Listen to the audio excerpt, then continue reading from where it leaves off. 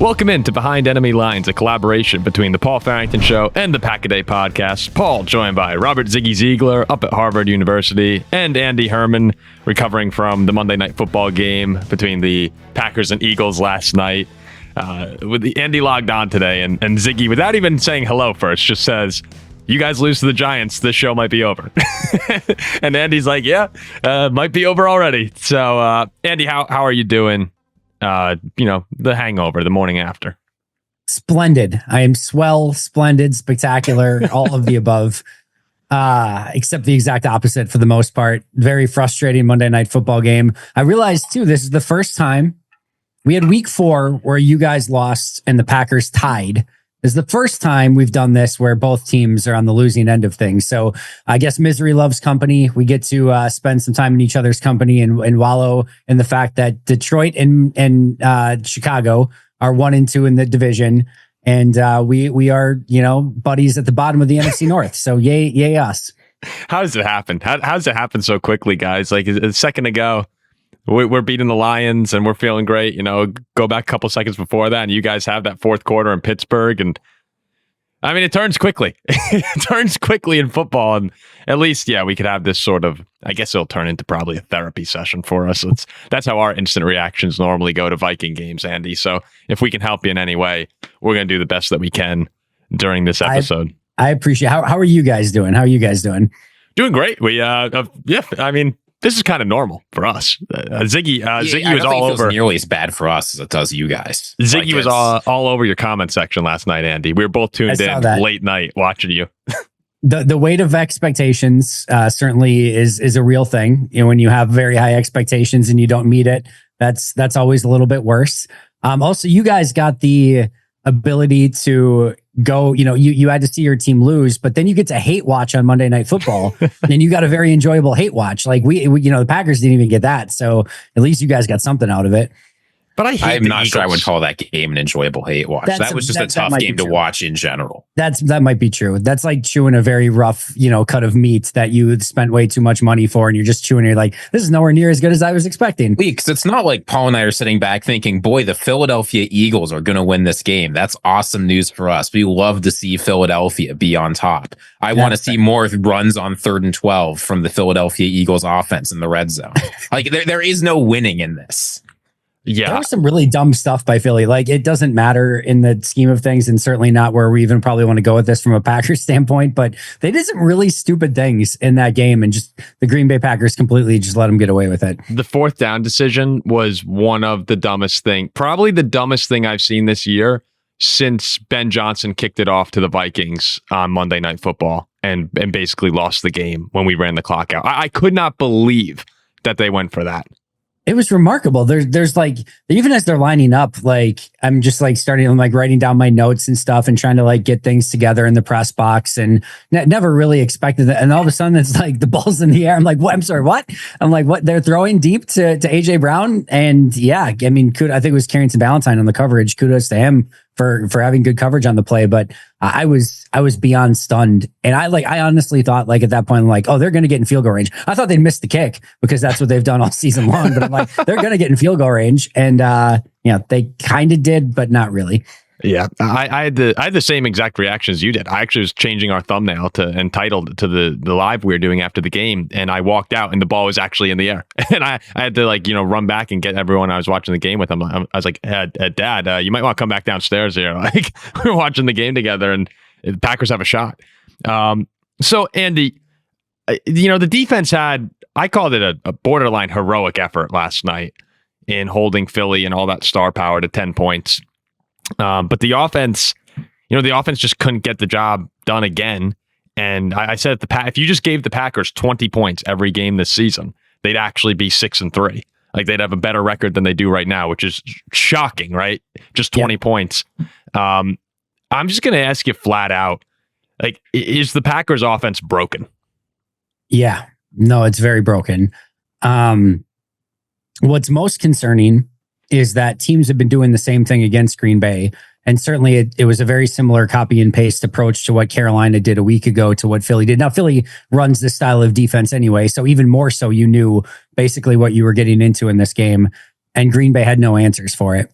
And it's really interesting in a variety of different ways because, well, first of all, there's nothing that you feel good about at the moment, meaning you don't feel great about the run game. You don't feel great about the passing attack. You can't really go deep because they're playing too high. You've tried some of the quick passing game. You've tried the outside, end arounds, jet sweeps, and screens to the outside.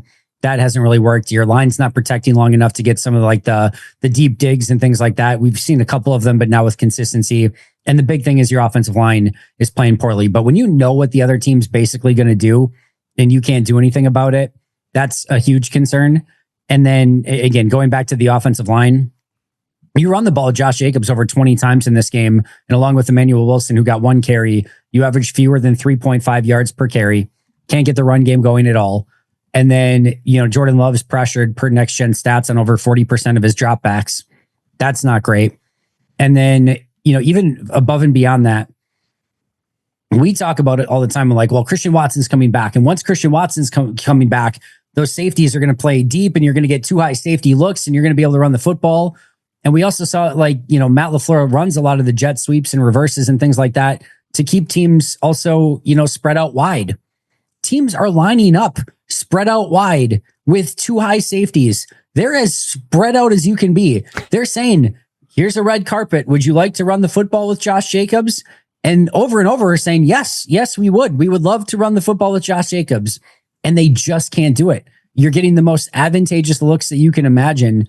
And Green Bay's still, they're feeding them and feeding them and feeding them. They just they can't run it at all. And when you can't run it and they're giving you that style of defense, it makes things really hard. And you just look at the play sheet and there's just nothing you can go to. And that's what we've seen these last 2 weeks with both Carolina and Philly. And to make things compounded even worse, you're at home. You're not even fighting an away crowd or crowd noise or adversity or anything like that. You're literally at home.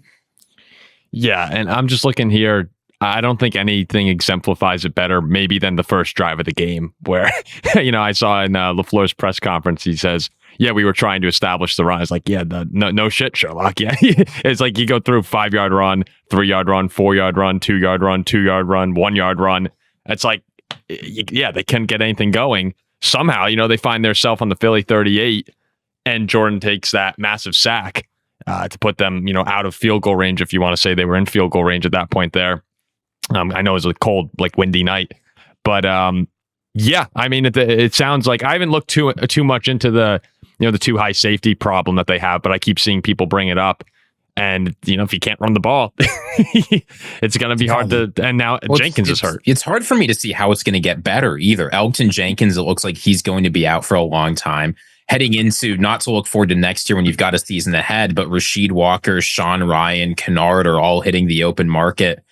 I don't know what Green Bay's plan is going to be to address this, but I don't think the problem is Josh Jacobs. I don't think the problem is that he has forgotten how to play football.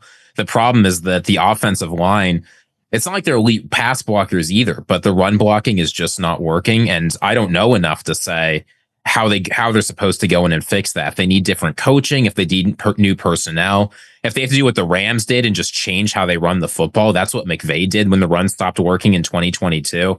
But something big has to change very, very quickly.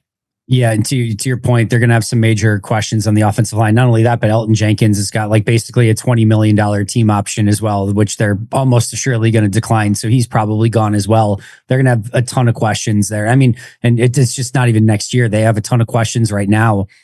They've got to get this figured out. And now, again, Elgton Jenkins probably out for a significant period of time. They just put him on injury reserve, so he's not going to be back anytime soon.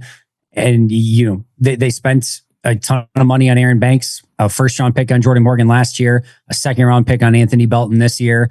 And then even like last year, some of their late-round picks where they usually hit on offensive linemen. Travis Glover's out for the year on IR. Jacob Monk has given them nothing. John Williams, a 7th-round pick this year, is seemingly out for the year. Didn't even go to rookie minicamp. Has not done anything with the team as of yet. This is not looking great at the moment. Yeah, I heard you. Was that you who asked the question about the offensive line, Andy? Yeah. At the press. Okay. Yeah, I was listening through. I was like, wait a second. I recognize that voice. And then what LaFleur said, he doesn't want to pin it on the guys that they need to be better. Yeah, probably could have maybe asked that question a little bit better because I didn't really give him an out to answer it other than throwing his guys under the bus, which of course he's probably not going to do in that situation. But, I think the overarching thing for me is that this really does feel like it comes down to the offensive line. If you look at any of Jordan's metrics, when either pressured or not pressured, it's night and day. Like, he's Superman when he's not pressured. And if he's pressured right now, it's a nightmare. And so, you've got to protect him better.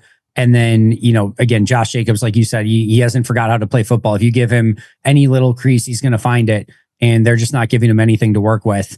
And when you've got one of the highest paid quarterbacks and, one of the best running backs in football, and neither of them can do anything because of your offensive line play up front, that's just a major issue. And like we talked about, just that play sheet gets very barren very quick when you can't protect, you can't run block. What do you want to call? Well, you're right. When I'm watching Love and he has time, you're totally right. He's Superman. He picks people apart. I always felt like when he gets pressured, you can almost see him get a little antsy. That's when you see some of those, off the back foot throws. And, it took the big sack that I alluded to earlier. And, those are the situational plays that you look at with the Green Bay and you go like, all right, can't take that sack, can't move out field goal range. Bo Melton has the big drop. Love the fumble at the end of the first half when it looks like you're going to get the lead. Like, there's just, on top of a failure to execute, the common plays in the big moments as well. It seems all year Green Bay's kind of been, struggling to win those critical play areas. And I thought one of the biggest ones, you said, it's, when you know what the other team's going to do and you still can't do anything about the Packers, like, that's a problem. Well, the Eagles knew what the Packers were going to do, and they did something about it on the 4th and 1 play where, you have TikTokers after the game who are like immediately saying like, hey, look, even I knew the Packers were going to do that here. And that to me was just, that's on LaFleur. That's on LaFleur to, like, that can't be the play call in that situation with the 1 seed sort of on the line. Like, I don't know if it'll ultimately wind up costing them, but it very well might. And that's what you're doing. We're all sitting back here watching the game going like, what was the reaction like in the press box when that was the play? Well, press box is obviously, a little more professional or anything like that. So for more but professional. But guys are thinking things. Yes, very much so. You could still tell there was like again, I don't, whether it's a press box or anything else, everyone in that stadium knew exactly what was coming. It wasn't just the defensive tackle, Jomo, pointing it out and saying inside zone. Everyone knew exactly. I'm sure everyone on TV watching as well knew they're handing to Josh Jacobs on this play. It was the most obvious thing in the world. And yet the Packers were the only ones that thought they were we're in shotgun. It's 4th down. We're clearly going to pass the ball. It's like, if everyone knows you're going to run. Everybody knows you're going to run in that situation. And not only just run the most bland, whatever, not even anything off it. Not even like Jordan Love pretending that he's going to keep it on a read option so that maybe the defender has to stay with him. Just literally, an offensive line that can't run block with the game on the line. Hey, and Philly with some unbelievable defensive tackles who just also happens to be calling out the play you're about to run at the line of scrimmage.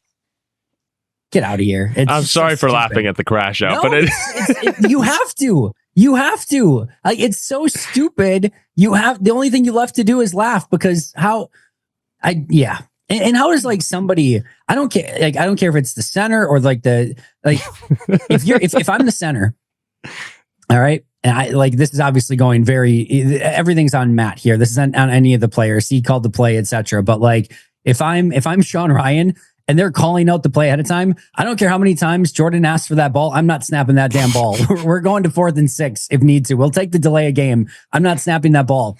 And if I'm Jordan and I hear inside zone, they're going over here, and I see that, I'm sorry, I'm not calling for that snap. We're either calling a timeout or I'm audibling or I'm going rogue or I'm getting under center and I'm just going to call a QB sneak on my own. I don't care. But man, at some point, if the other, there has to be a, a button that you can push. Yeah, an alert button. Something like an that. alert that you can call. That if the other team knows the play, abort. You just literally abort. I don't care what you do. Just don't run the play. That seems like a bad idea. Yeah. This is the problem is at Philly, when it's 4th and inches, everybody knows what they're going to run. The reason that's not a problem is because the thing they're running is something they're really, really good at. Right. The Green Bay Packers this year have not been good on inside zone. So the thought that again, like Paul, I'm not going to say the season is on the line, but a really important game is on the line. Big time. And you say something we've struggled with this game that hasn't worked, that hasn't really gone Super Bowl the first few times we've done it. We're going to roll it out again. You've got to be better prepared than that. And this is why I've been a big Matt LaFleur defender. I have said for a long time that Packers fans that want him gone don't know what they have. They haven't gone through it like the Vikings have. He's a good coach. He wins a bunch of games. But the Jordan Love, Matt LaFleur offensive partnership is just not working. And one of those guys is a person you can replace, and one of them isn't. So at this point, I'm starting to wonder if at the end of the season, barring some miraculous offensive turnarounds like the Rams had of McVay a few years ago, if LaFleur is going to be back next year. It's going to be interesting to see. Obviously, there's a lot of ways this could go. They can turn it around and be great and be amazing the rest of the year. That'd be nice, at least from a Packers side of things. Things could falter very quickly and things could get way worse before they get better. And I still struggle to see an avenue where something could happen in season. But if you go on a major losing streak and you lose the locker room, it's probably not out of the realm of possibility where maybe you want to see what Jeff Hafley can do. I'll say Jeff Hafley can do as a head coach. There's definitely some opportunity there if things go really, really wrong. And then other situations are maybe, it goes okay. Maybe you get in the playoffs. Maybe you lose in the first round. You're not willing to can Matt, but the offense still looks stagnant. And so, the force is, hey, you're going to still be the coach. You're no longer going to call the plays and you need to bring in a new offensive mind. Maybe that's a Mike McDaniel. Maybe that's a Brian Dable. Maybe that's a somebody like that you're bringing in that's going to have to revitalize the offense. But usually when that stuff sort of happens, it's kind of the beginning of the end. Well, it's hard for me to see, given the Packers have had consistent problems being prepared and with penalties, to say LaFleur's such a good coach that we're willing to keep him around if we don't trust him to run the offense. I feel like the worst spot Green Bay could be in is having just a repeat of how last season's playoff game went, where it ends and you're just kind of left with this bland taste in your mouth. Like you're like, what was that? Because if it goes off the rails, at least you're getting a change in. But if it goes the other way, Toyotathon starts in a couple days here, it looks like. So if it goes the other way, great for you guys. But if you just kind of limp your way into the playoffs, don't really compete in the wild card round, it's like, okay, should we get rid of LaFleur? Do we want to do that? I just think that's a bad mojo going into 2026 as well. Where to me, it's almost better if it goes one of the two ways. Just it's horrible or it's great. Is it circumventing the salary cap if you pay Toyota to start Toyotathon in September? Is there anything against the rules and paying a league, a fee to get a company to start something a little sooner? That might be something Green Bay wants to look into. But yeah, this is going to be a very interesting remainder of the season for Green Bay and how they, every good team has a journey that had adversity through the middle of it at some point. And Green Bay is certainly going through the thick of it right now. I think the best stories are the ones where you do face a crap ton of adversity. 2010 for Green Bay is such a great example of that. They were 8-6 on the season. They had 1,000 guys on injured reserve. Even in the Super Bowl, Charles Woodson goes out with a broken collarbone. Jarrett Bush is playing corner. It's a better story when you have to go through the thick of it. And I'm not saying that that's a story they're certainly going to tell. It seems very far from the case at the moment. But the best stories are the ones where you have to overcome a lot of adversity. Green Bay is going through the thick of it right now. Hopefully they can come out the better for it. But this can go one of two ways really quick. And we're about to find out. Well, you do, sitting back here, looking for reasons to be optimistic. It's very clear through this point in the season that Green Bay is a championship defense. This defense is good enough to go to the Super Bowl. Maybe not on their own, but they are not weak at all. Yeah. The special teams are what they are. That's just not going to change. But there is talent on this offense.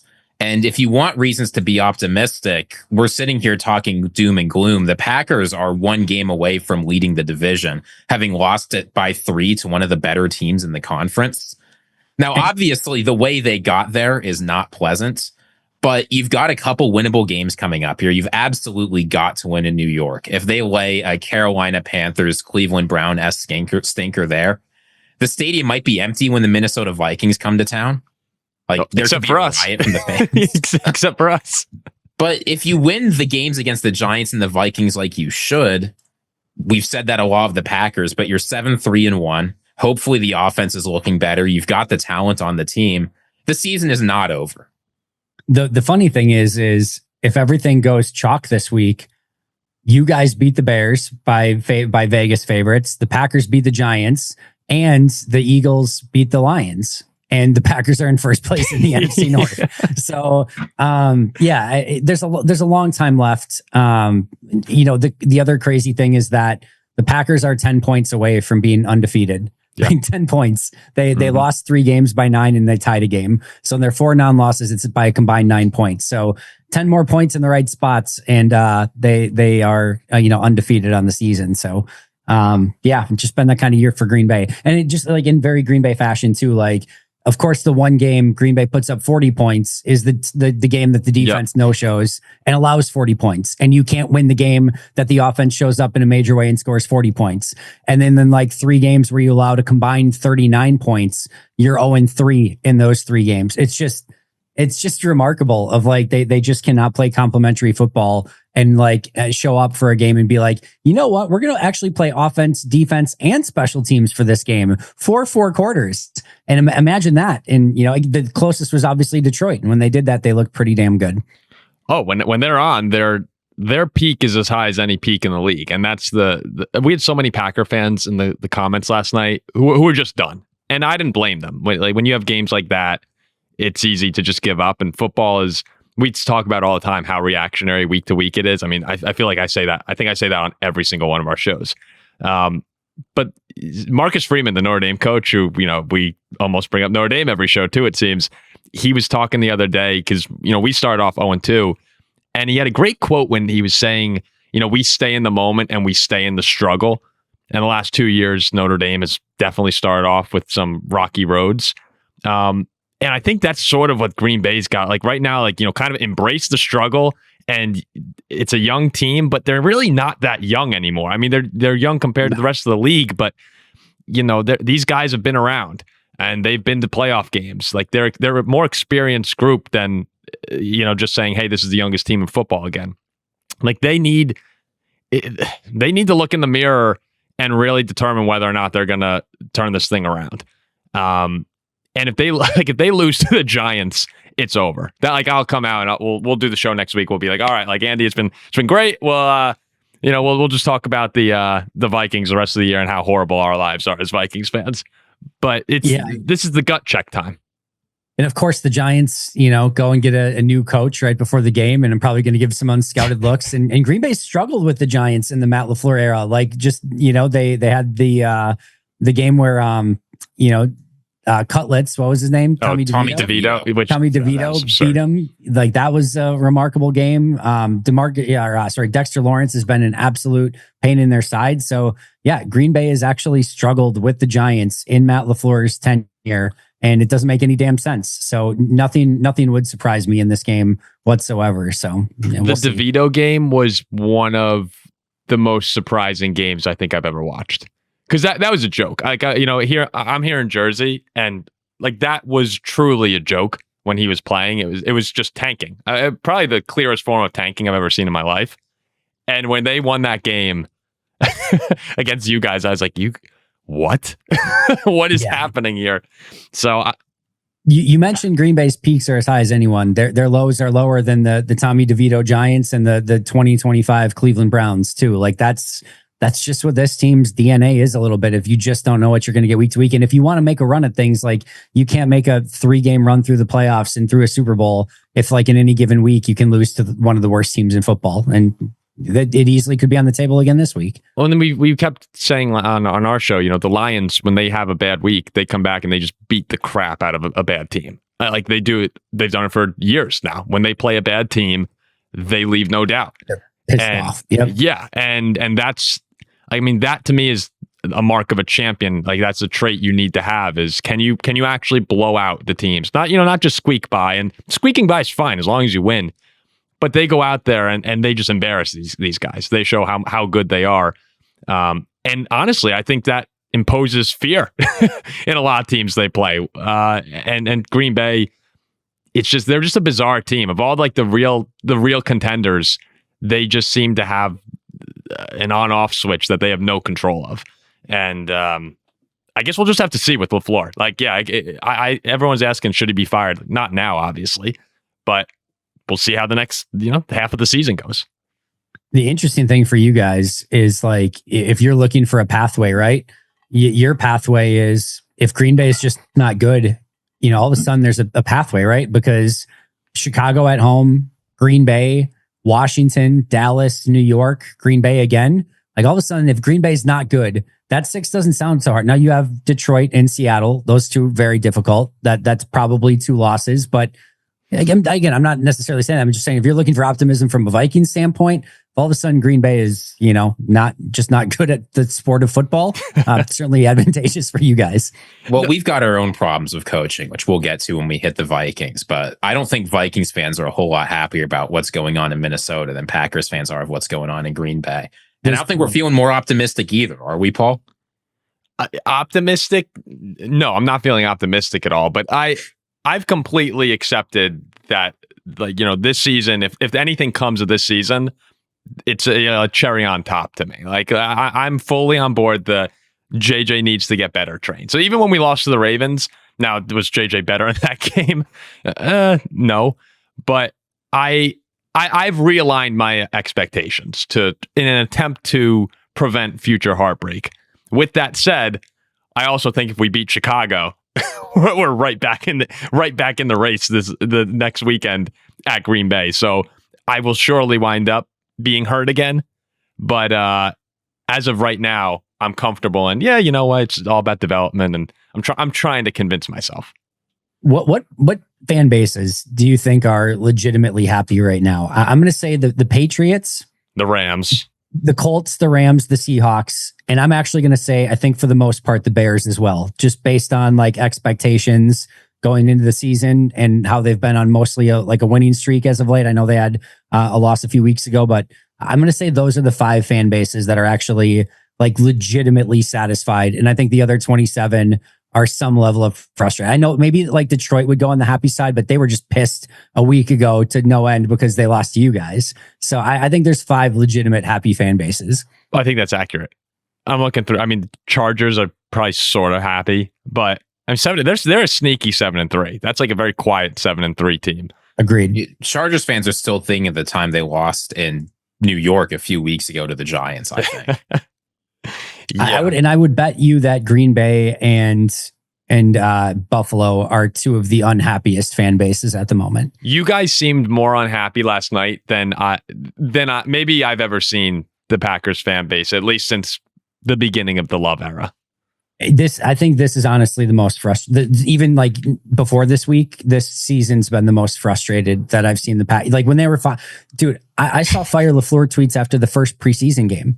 Like legitimate, like Fire LaFleur after the preseason game. Like I got it in, week 1 when, not week 1 after Detroit, but like, they were 2-0 following the Washington game.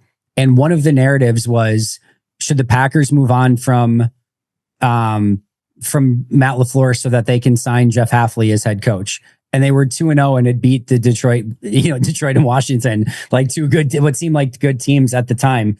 And they were still like just not satisfied. No, it's like, no, Jeff Hafley should be the coach. It's been interesting.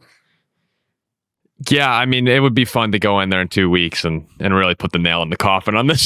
that would be crazy. Right.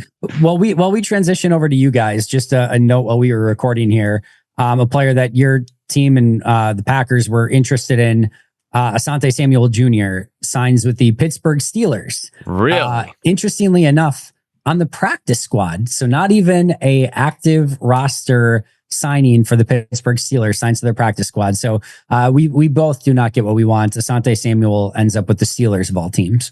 Yeah, I'm worried about his injury a lot. I mean, I obviously I would have been all in. There's a reason 5 teams that need a quarterback passed on the guy coming off spinal fusion surgery, right? Yeah, for sure. That's really alarming to me, and honestly a little scary when he steps on the field. But obviously, yeah, I was hoping we were going to make a move there. And you guys could absolutely have used the help as well. It was kind of funny. I felt like every hour I was getting an alert on my phone. It was like, former Charger Pro Bowler is visiting blank team. And it's like, okay, Asante Samuel is touring legitimately the entire NFL. Everyone, yeah. And I guess Pittsburgh, we'll see. I'm assuming he'll get on the field at some point. They're Yeah, I would bleeding. assume they'd They're activate him. bleeding fast. They're in a lot of trouble. Pittsburgh. Big time. Yeah. So yeah, we can turn our attention. I mean, we stall as much as we can, but we can turn our attention to the Ravens-Vikings game where Baltimore wound up winning 27-19. Really, really frustrating. I don't know how much of the game you caught, Andy, but the Vikings 13 penalties, 102 yards in penalties. They had 8 false starts. I mean, just at home. Yeah, at home, continuously all year we've been shooting ourselves in the foot. And Justin Jefferson had a very non-Justin Jefferson performance, one that raised a lot of eyebrows. That was my number one thing I wanted to ask, but continue. I will get to that. No, yes. I was just going to say, Kevin O'Connell did not have a great game. McCarthy starts the game off with a picture perfect pass to Jalen Naylor, who was fantastic. And we go right down the field, score a touch. It's 3-and-out Baltimore, touchdown Vikings. And I leaned back in the recliner I was in. I went, holy crap, we're back. And after that, it basically know what basically happens when you do that. It basically went downhill after that. Okay, Andy, your question. All right. So obviously watching this game, I have not seen the all 22. I've not seen the discourse on Vikings Twitter or anything. So this is like legitimate questioning, not leaning in any direction. When I saw the 2 deep balls were the ones that I was very interested in from McCarthy, the 2 that were picked, obviously. Both, if I remember correctly, shot plays to Justin Jefferson. Yes. And I was of the opinion that I thought Justin did his quarterback no favors in that situation, in either of those. I'm not sure either of them are the most, opportune time to maybe throw. But you're kind of giving Justin one-on-ones. And then, the one play, it looks like maybe his feet get caught up and there's a stumble and it is what it is. The other one, I thought maybe, again, Justin could have maybe done a little bit better. But again, didn't see the all 22 of it. Just in real time and as they showed the replays of it, I could kind of see what JJ was seeing / thinking. And usually when you give Justin Jefferson a one-on-one, you're like, hey, I like my chances where at minimum this isn't going to be picked and maybe he's going to do something crazy. It just didn't feel like, I don't know. It was just an odd situation to me. Ziggy, you want to take this first? I mean, you can count on one hand probably the number of times when Justin Jefferson has had a flat out bad game as a Minnesota Viking, where the body language has been bad, where the effort hasn't quite been there, where the production hasn't been there, where plays he usually makes work out and just don't. You're going to need one more finger after this one. This was one of his worst games as a Viking. And it's hard to know exactly what's going on inside the locker room, where some of that just Justin Jefferson getting frustrated with the way the season is going. Is Justin Jefferson hurt and they're not talking about it? It's hard to know, but nothing worked right for this offense except Jalen Naylor. And that is not something you should be saying when Justin Jefferson is on your team. Yeah. And it's not just this game. I mean, this game is the worst game he's had this season, but he's having his worst season as a pro. His connection with JJ McCarthy just isn't there. And, Justin Jefferson's standards are extremely high. His worst season as a pro is an above average season for almost any wide receiver in the NFL. But the Vikings need a leader right now. They need somebody on the field, on offense, who can say, I can take over this game and bail you guys out when things aren't going well. And when Sam Darnold was struggling, that was Justin Jefferson. With Kirk Cousins, that was Justin Jefferson. With our cavalcade of backups, that was always Justin Jefferson. And this game, it wasn't. Yeah, I think Justin Jefferson has earned the right that we shouldn't speculate he's pissed off with the team. Like he's just been a great leader, a great teammate his entire time, a great guy in the community in Minnesota his entire time there. It's understandable why he would be frustrated, but I'm not going to go so far as to be like, oh, he wants out. And obviously I wouldn't want to fan those fires anyway if it were true. He should absolutely want out. Yeah, Andy. Absolutely want out of Minnesota. That's a given. That's a clear and obvious given. But the concerning thing was seeing him look so frustrated after some overthrows and some misfires from McCarthy where, he had the drop in the end zone too. And I don't think people were getting on him for that. He's getting hit while reaching his arms out. That's a tough catch. But Ziggy, you're right too. Justin Jefferson makes that catch. Other people in the league don't. He has superpowers. He's the guy that is always upbeat and can turn things around in a second because he's the best receiver in the world. And the more upsetting thing, I wasn't mad that he didn't make that play. I was more upset with his reaction and response to everything because he has to be the one to have heart every week in and week out. Maybe he just had a bad day, but we can't really afford that from him. As far as the 2 interceptions, because I feel like we completely disregarded your question, Andy. The 2 deep balls. The first one was another one where I didn't think he really had a chance at it. I'm not sure he actually saw the ball the entire time. It's thrown into, he's sort of in double coverage there. I just thought that was JJ hucked it up. It is what it is. Right. And Starks was, he touched Starks. That's why he's not running after him on that play. Yep, that which made sense. Yep. I had no issues with that. The following play, I think, was much more interesting because he goes down. He's frustrated all day with how the refs were officiating him. He made that very clear on a couple plays later. And when he goes down and Humphrey intercepts it, Marlon Humphrey, if you haven't seen it, you should go watch because Humphrey just kind of starts walking with the football. He's like jogging. Yeah. And Justin's just, walking. Like he's also walking toward Humphrey. And it seemed so bizarre that I was just waiting for the flag to be thrown because you could see Jefferson tripped. And then all of a sudden it's like, oh, wait, he's just not trying on this play. Like he's just not trying to tackle him. And that was one where it's like, yeah, the effort wasn't there. And if you're frustrated, you still got to go make that tackle. I honestly wasn't too upset that he didn't do it because I don't want Jefferson to to get hurt on one of those plays. But really, the play call was the more fascinating piece of that entire play, where it's 3rd and 1, and the Vikings are driving down 1 point to open the quarter on the 50-yard line, moving the ball well on this drive too. They're running well, and O'Connell decides to take the shot. And you should just see Viking fans everywhere are posting run the ball more KOC. They ran 13 times for 72 yards, had a lot of success on the ground, just didn't stick to it. And O'Connell's response was 3rd and 1. I know I'm going for it on 4th and 1. We have cover 0 with the best receiver in the world on the outside. I don't regret that shot. And I would have called a run, but I don't blame him either. You take that shot. Do we need a coach trade? Does this fix everything? I would not trade coaches. Does this fix everything? Matt LaFleur just wants to run the football. You guys get to run the football all the time. KOC wants to take the shot plays down the field. Jordan Love's ready. Jordan Love's ready to take all the shot plays down the field. And maybe just a trade of coaches. Everything's fixed for both franchises. See you later, Detroit and Chicago. Minnesota and Green Bay are heading right to the top. I mean, if you combine our teams, well, watch out.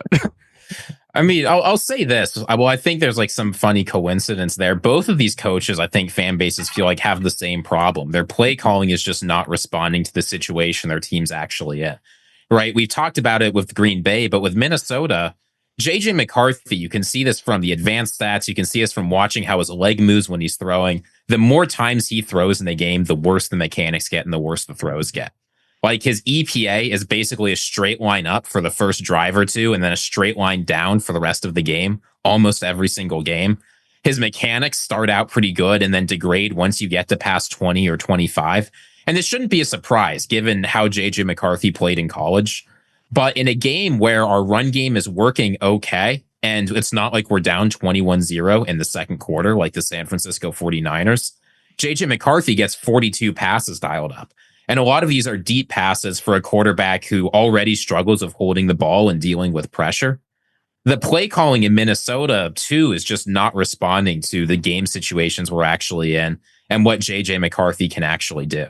So, I mean, the false starts, I think, are a part of that, too. Clearly something, when you have 8 false starts, including 5 or 6 of them on veteran players, there's probably something going on with your quarterback in the game. All of that is stuff I expect to get addressed. But it seems like it's the same story in Minnesota and Green Bay. We've got offensive-minded head coaches who we know can coordinate good offenses, but the partnership of their quarterback just isn't working. Well, Ziggy, to kind of further where that there might be some sort of a disconnect with McCarthy and O'Connell early on, short yardage, right? We are horrendous. I sent you this earlier today. The Vikings are terrible in short yardage, and they have been for a while. Really, all of O'Connell's tenure there. But this season, McCarthy, Andy, you'll like this stat, 22 third or fourth in short situations, so 3 yards or less.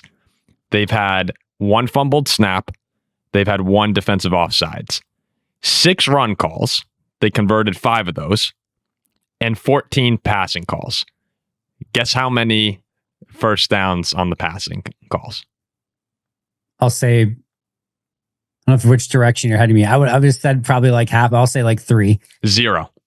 Oh 0 first downs on 3rd and 4th or 3 and less. They've been sacked 4 times and picked off twice, or McCarthy has been. And, it's brutal. You watch teams, you said, Ziggy, like the Eagles, who it's just an automatic. They get into those short yard situations. That's how they win so many of these close games, is because they're able to convert those plays at the end. And, the Vikings just haven't been able to do that. And I think I said at the top that coming out half, we were down 9-10. We were actually winning 10-9 with the ball when we took the shot to Jefferson that was picked off by Humphrey. And the Vikings, it's kind of similar to the Packers in a way. We throw that interception, and I've said this for years, that our ability to collapse in all 3 phases of the game simultaneously is, pretty much unmatched across sports. Where they throw the interception right down the field for a field goal for Baltimore. Defense does a nice job holding its ground. Then we fumble the kickoff. Baltimore scores. We're down 19-10 in the blink of an eye. And all of a sudden, O'Connell starts throwing the ball more. We abandon the run game, and that's all she wrote. So I do think Kevin needs to be a lot better, and he can't have a brilliant game in Detroit and follow it up with just a complete clunker against the Ravens when that game is there for the taking. So very much disappointment on our end as well, Andy. Yes. I think the obviously from a Vikings standpoint, it hasn't gone exactly according to plan. The Jefferson thing is super interesting. The McCarthy thing is really interesting to me. Here was my question number 2 for you guys this week. With McCarthy, how, with Josh McCown, known quarterback guru, Kevin O'Connell, known quarterback whisperer, and I remember, I loved McCarthy coming out. Why is it looking like he is trying to throw a dodgeball 1,000,000 miles per hour through anyone when he's throwing the football, and has not found any touch whatsoever on some of these plays? It is remarkable to me, where it's like he just has the one speed fastball, and I'm very stunned that hasn't developed in some real way, shape, or form, where he hasn't found a little bit more touch on some of those passes. I think Ziggy said in the beginning, or a little earlier, that early in games, against Detroit, he had he dropped it right in the bucket to Addison, and Addison wasn't able to bring it in the corner of the end zone. This game had a perfect pass to Jalen Naylor down the sideline on the opening touchdown drive. That one was beautiful. And like he has a couple throws where you go like, that's it. Like that is it right there. Exactly what we want. And then just as the game goes on, he starts to just turn into like a backyard quarterback. Nine comes out, and he's 9 just firing away. I don't know. I don't know the answer. And listening to O'Connell talk, it does sound like he's just training a puppy. Basically, he's like, we got to work on things. We're looking at footwork. We're looking at climbing the pocket. When to dump it off, and everything he's saying makes you realize more and more that this is going to be a project, like a bigger project maybe than some people thought. I had my questions about JJ beforehand, but a lot of people were hoping he could pick up where Darnold left off. No, that's not the situation here. But it's also game 4. So I'm not making any sweeping declarations on JJ until at least the end of the season, honestly. But it would be nice to see a couple more touch passes and encouraging plays in that regard. Where are we at with the Jonathan Grenard injury? Because that's obviously huge too for you guys. He seems to have. He might miss next week, but he'll be okay. Because when he went down, he'll be fine just in time for Green Bay. Yeah. You'll be able to fantastic. see him. That's perfect. Chef kiss. He should be good. I was really excited though, Ziggy, with Jalen Naylor. We mentioned him for a second. Was awesome. And if he could, I've always thought Speedy Naylor's a good player. He could develop a little bit more too. Just have another weapon to utilize with Hawkinson having a down year. And O'Connell mentioned as well that they need to get him the ball more. Maybe that could help get Justin Jefferson going again. But there were things to be encouraged by, but overall it was a pretty disappointing game. I am, because you guys are still without Josh Oliver, right? Or is he back now? We've been without him. I think he's ramping up, and I don't know if everyone's always ramping. Nobody's ever ramped. Everyone's always ramping. No, if you obviously you guys keep close tabs on the league and a lot of what these offenses are doing with their heavy personnel packages and 2 tight end sets, 3 tight end sets, etc. I know I've talked about Josh Oliver in the past, and I still think he has the ability to bring some of that to the table where you can have him on the field as a blocker and also be still a receiving threat. I know he's not when you have Justin Jefferson, Jordan Addison, Jalen Naylor, Aaron Jones, Jordan Mason, TJ Hawkinson, etc. He's not 1A on that list, but I still think that's an important piece too that is definitely missing, especially the way teams are playing with more heavy personnel right now. He's remarkable at getting tackled a yard short of where he needs to go. Josh Oliver. That's also fair. He is just sensational at getting hit right in the legs and falling a yard short of the goal line or the first down. But he's an excellent blocker that he's helped. I mean, he's absolutely helps the offense go. So the NFC North odds, guys. We kind of keep our tabs on those. The Lions minus 120 now. The Packers plus 170. Chicago plus 700 despite being tied for first. And the Vikings, great value here at plus 2200 at the bottom of the pack. Where's the best value? Plus 4,000 right now. That is how irrelevant they are. Sports books are willing to deviate by that much because they don't care. Where's the value for you, Ziggy, at that? I said it a few weeks ago. I felt like the Packers were value at minus odds. I feel like the Packers are value at plus odds. I'm going to stick with it. When things look like they're going absolutely terrible for a team with a lot of talent, this is an ideological commitment I have to. Talent beats bad coaching. At a certain point, the talent on Green Bay has got to shine through. And I just refuse to believe in my heart of hearts that the Green Bay offense can keep being this bad for this long. Maybe it will.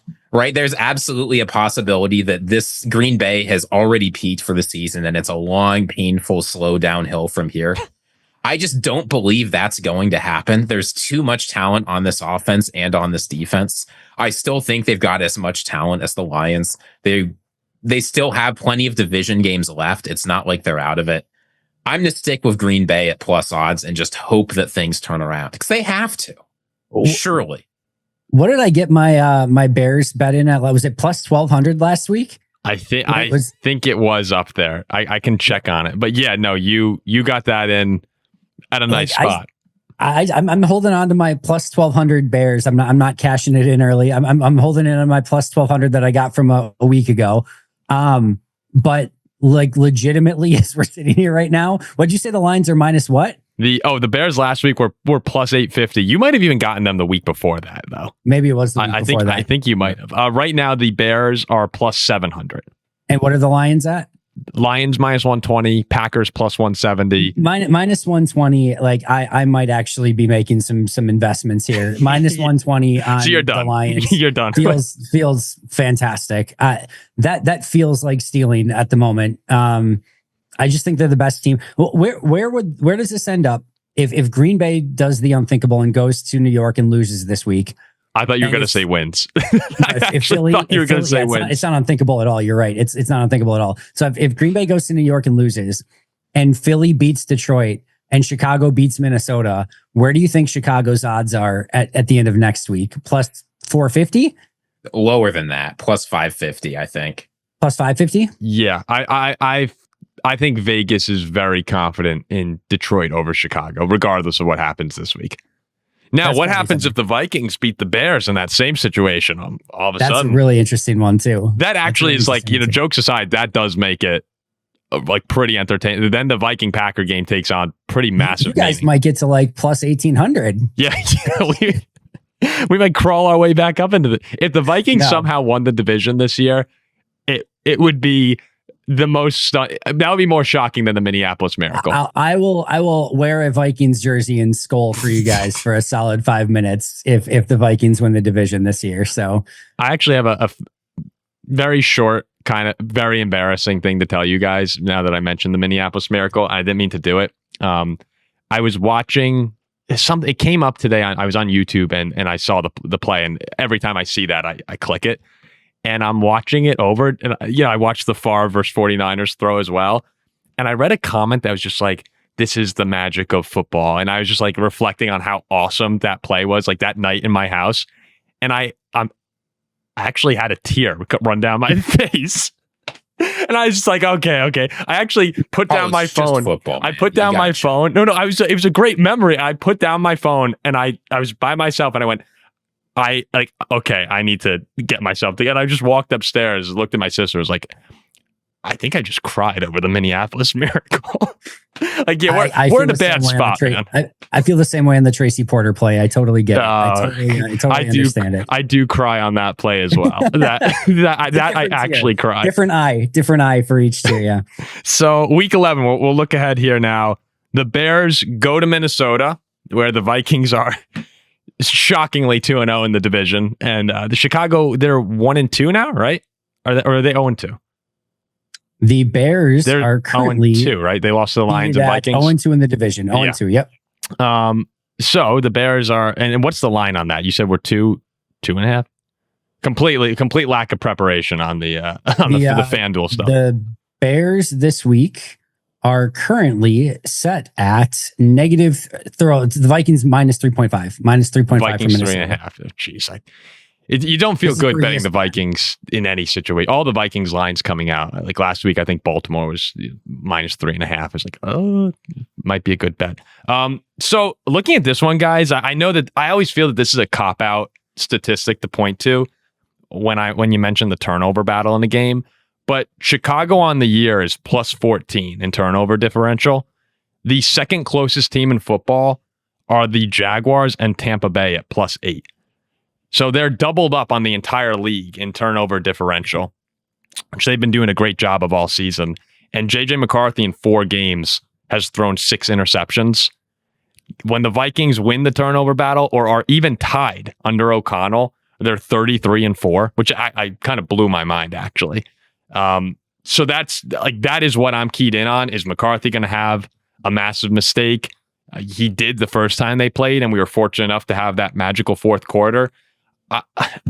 I'm not feeling great about it. I'm not gonna lie. I'm not very encouraged by this one. Should I be expecting a loss? Is what I'm asking you guys. Ziggy? Yeah, absolutely. Okay. Okay, thank you, Ziggy. Dude, what the hell, man? You're out here like gassing up the Packers. You expect a loss. Like this is. Last week I was right, Paul. Look, the Minnesota Vikings. fair enough. JJ McCarthy, he can have good games. Maybe this could be a good game. The Bears defense is weak. I've seen a lot of Vikings fans coming in saying if JJ McCarthy doesn't throw for 300 plus against this injured secondary, I'm out. I'll tell you what, if that's you can get out right now. JJ McCarthy might have a good game. We might be able to be competitive with the Bears. I think this is true, but the Bears are trending up and the Vikings are trending down. And even though I'm not convinced Chicago is actually a good team and their wins have been against bad teams by small margins, the Minnesota Vikings are a bad team. So that trend continues for Chicago. They have a good win against Minnesota by a small margin and keep the magic alive for another week. I'm really torn on this one.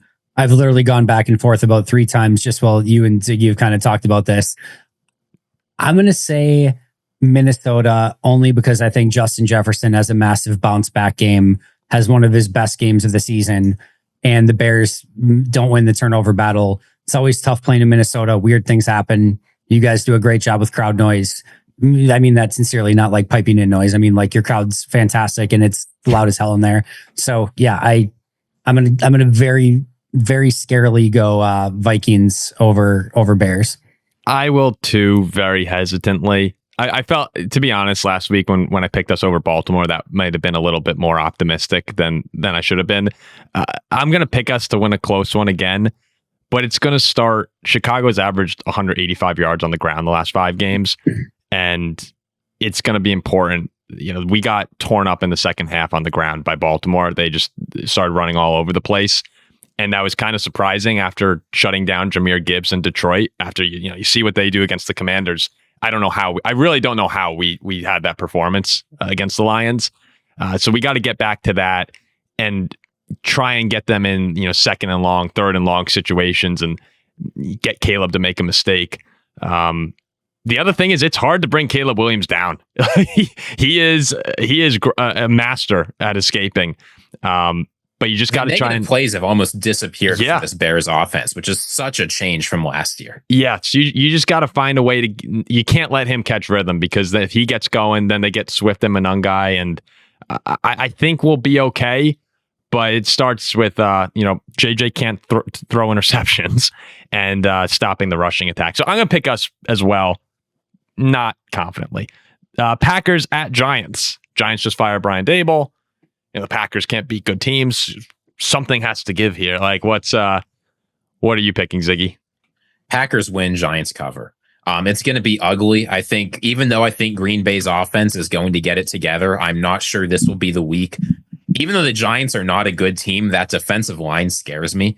It is sleepily one of the best defensive lines in the NFL, just in terms of the talent that's stacked along it. And Green Bay struggled with that against Philly. But the Giants offense, if Jackson Dart plays, it will be a little better. If it's Russell Wilson, it will be worse. But regardless, I don't think it's going to be good enough to get the touchdown the Eagles needed to beat the Packers. I think the Packers win, but 7.5 feels like a lot. Bowling shoe ugly. Packers win 13-12. You guys will be furious if that's the case. Like I can even see it now. Not as furious as if they lose. No, yes, that's very true. If Russell Wilson plays, is that confirmed yet? Whether or not Dart's playing, or is that still up? No, it's too early in concussion protocol. We have no idea. My guess is about Winston too. There has been some buzz about Winston too. Oh, I'd rather play Russ than Winston. If I were a Packers fan. I'd rather play against Russell Wilson too. Not that I'm scared of Winston. I think Russ. If you guys lose to the Russell Wilson-led Giants with how bad they were, then it's like, all right, shut down the season time. I think you guys will win, and I actually think you're going to cover too. I expect this to be. How many times have we heard this? I expect this to be the bounce back performance where you guys. A little concern about the D line. Yep, with the way the offensive line has looked in Green Bay, that has to be on the radar. But I'm expecting you guys to shut them down. I can't imagine, especially if Dart's out. If Dart's in, it gets a little shakier. But no, I think you'll win. I think you'll cover. But what do I know at this point? The last one: Lions at Eagles, Sunday Night Football. Massive game, potentially.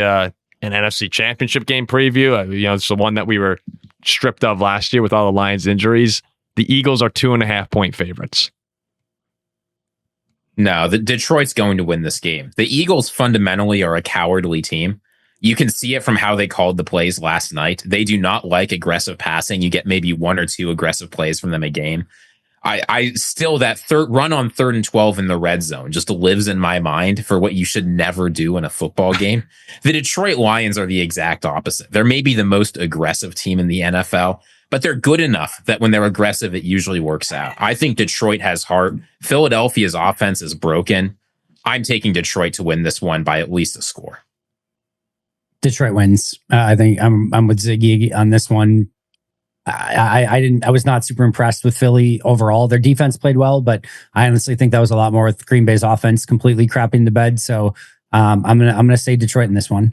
Do you guys think Nick Sirianni trusts Jalen Hurts to throw? Because I was thinking no the whole game, and then all of a sudden, down. He launches it to Brown. I was like, wait a second, this doesn't seem consistent. I think he trusts Jalen Hurts to make 1 or 2 big plays a game. But he does not trust Jalen Hurts to operate a passing offense for an entire game. It almost felt like on Monday Night Football that even that 3rd and 12 run, it almost felt like Philly knew, like, if we get to like 9 points, we're good. Like, we're going to be fine in this game. It just felt like it, right? The more the game went on, it was like, they're gonna do what they normally do here. And I was surprised you guys got the stop. Actually, I thought they were just going to run the clock out. Kind of like they did in Brazil, right? Remember they had that long drive and ended the game. I'm also going to go Detroit in this, which makes me think, if we're all on board with Detroit, I love the way they play football. I think it's awesome. And Campbell taking over play calling seemed to work quite well against Washington. If they do it against Philly, now it maybe becomes a bigger story of how impactful it is. But I'm going to go with Lions as well. And yeah, they would be my pick to win the division at this point in time too. But hey, Andy, you guys play well in Detroit, so that Thanksgiving game, I know you guys are down now, but I would not be surprised if you go on a little win streak here. Listen, I don't think this is the final form of this Packers team. I think they will have a bounce back at some point. What that amounts to, we'll have to wait and see. But I don't think the Packers story is done quite yet. Maybe that story gets a whole hell of a lot worse. That's also a possibility here. But I think there could be another twist or turn to this thing still. And a part of me would be pretty surprised if Green Bay just bowed out of this thing and it was just like, yep, they're done. They totally suck. I think they're going to make some noise still, but maybe that's wishful thinking. I feel the same way about the Vikings, Andy. No, that's wishful thinking. No, that's wishful thinking. That is wishful thinking. All right, we'll wrap it up there. Any final thoughts for you guys, or you just want to say, like, bad week 10, let's get out of here? I can't even get myself excited for a hyped up exit here. This is a miserable week for both of these teams. Can we even say the Bears still suck? We're still saying it. They're higher up for first in the division. No, you can't say the Bears still suck when you are behind them through 10 weeks. I don't want to hear it. Maybe Andy could give a go Irish. Go Irish. All right, we'll end. We could end with the. God, there really is nothing. We'll end with burn the tape. And it's always burn the tape.